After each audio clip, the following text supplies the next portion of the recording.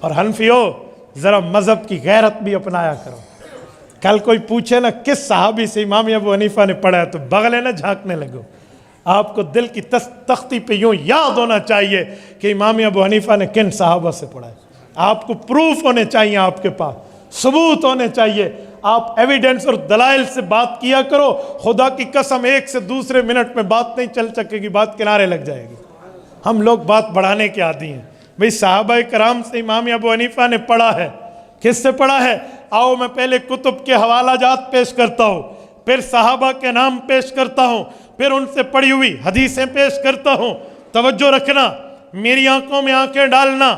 میرے دوستو, آپ اٹھائیے کتاب تبییض الصحیفہ امام سیوطی کی, آپ کی مرضی. جامع المسانید اٹھائیے امام خوارزمی کی, آپ کی مرضی.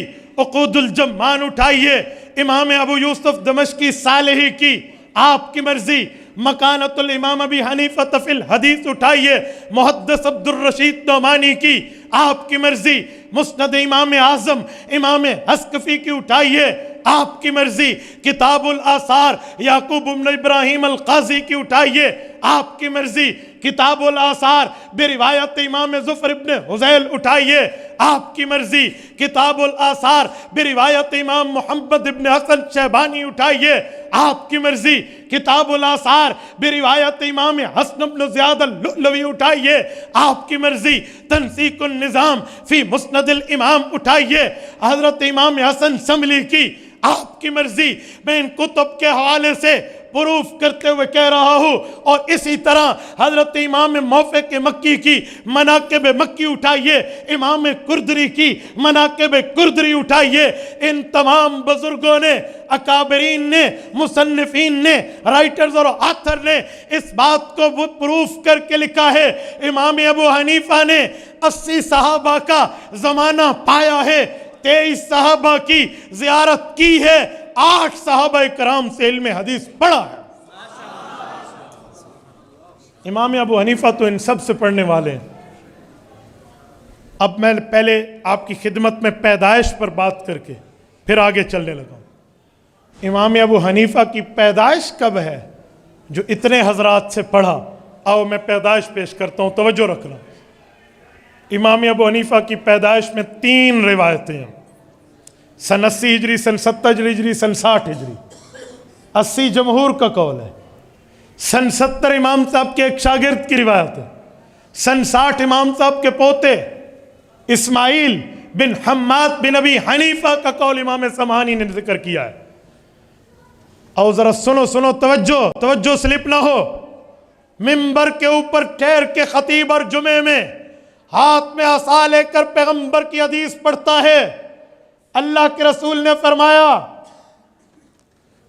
خیر القرون قرنی ثم الذین یلونہم ثم الذین یلونہم. ہر مسلمان نے یہ حدیث جمعہ کے خطبے میں سن رکھی ہے. حضور پاک نے فرمایا لوگو 3 زمانے بڑے بہتر ہیں. خیر القرون قرنی, میرا زمانہ سب سے بہتر. ثم الذین یلونہم, صحابہ کا زمانہ سب سے بہتر. ثم الذین یلونہم, صحابہ کے شاگرد تابعین کا زمانہ سب سے بہتر. حدیث ہے یا نہیں ہے؟ او سنو, حضور کا زمانہ کب تک, صحابہ کا کب تک, تابعین کا کب تک؟ سن 10 ہجری پوری تھی, 11ویں ہجری کا ربیع الاول تھا کہ اللہ کے رسول دنیا سے پردہ فرما گئے. تو حضور پاک کا زمانہ سن 10 ہجری تک. اس کے بعد صحابہ کا زمانہ 100 سال رہا. قرن 100 سال کو کہتے ہیں. تو 110 ہجری تک صحابہ کا زمانہ.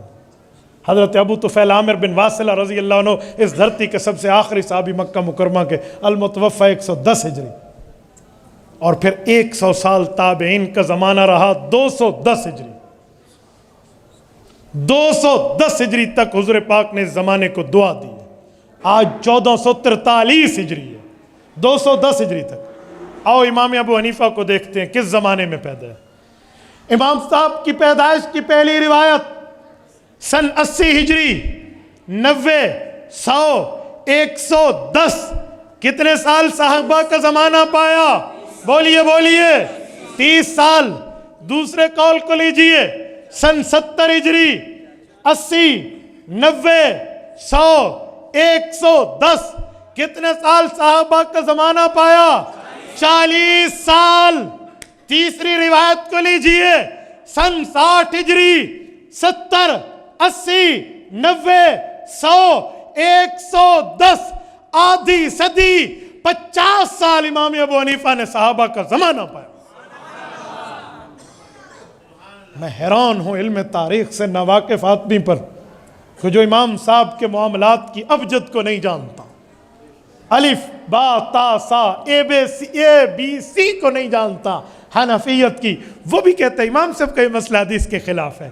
اور چاچے تو 1443 ہجری میں ہے اور وہ سن 60 ہجری کا ہے۔ سنیں، اب میں اگلی بات کرتا ہوں۔ جس شخص نے آدھی صدی صحابہ کو دیکھا ہو، صحابہ سے پڑھا ہو، صحابہ کی زیارت کی ہو، ان سے علوم لے کر امت کو دیے ہو، تبھی حضور نے فرمایا ستاروں سے علم لائے گا۔ یہ ستارے مراد ہیں، یہ وہ ستارے ہیں جو زمین پر چلتے پھرتے ہیں، یہ وہ ستارے ہیں جنہیں قرآن اولئک هم المفلحون کہہ کر کامیاب کہتا ہے، اولئک هم الراشدون کہہ کر ہدایت یافتہ کہتا ہے، اولئک هم المؤمنون حقا کہہ کر حقیقی مؤمن کہتا ہے۔ یہ وہ ستارے ہیں جن کو قرآن اولئک هم خیر البریہ کہہ کے اس خشکی کی بہترین مخلوق کہتا ہے۔ خیر البریہ، بریہ بر سے نکلے، بر خشکی کو کہتے، زمین پہ لڑنے والی اس کو فوج کو بری فوج نہیں کہتے۔ تو اولئکم خیر البریہ، یہ اردو کے لفظ بھی آپ ساتھ ملائے تو سمجھ آ جائے کہ بھائی اس زمین پر سب سے بہتر مخلوق اولئکم خیر البریہ۔ خیر یہ عربی میں اس پہ تفصیل ہے، اسے انگلش میں کہتے ہیں سپرلیٹو ڈگری ورڈ، اس سے بڑا لفظ نہیں ہے۔ تو صحابہ کرام کا اتنا بڑا رتبہ، ان لوگوں کی زندگیوں میں 50 سال امام ابو حنیفہ نے گزارے ہیں، کسی صحابی نے امام صاحب کی نماز پہ اعتراض نہیں کیا۔ نہیں سمجھے؟ نہیں سمجھے؟ کسی صحابی نے امام صاحب کے حج پہ اعتراض نہیں کیا، کسی صحابی نے امام صاحب کے عمرے پہ اعتراض نہیں کیا، کسی صحابی نے امام صاحب کی تراویح کی نماز پہ اعتراض نہیں کیا، کسی صحابی نے امام صاحب کے علم پہ اعتراض نہیں کیا، بلکہ میں آگے چل کے بتاتا ہوں الٹا داد دی ہے، علوم پڑھائے ہیں، دعائیں کی ہے۔ اوے تو اس امام ابو حنیفہ کے خلاف بول رہا؟ اپنی عاقبت کے بارے میں سوچ۔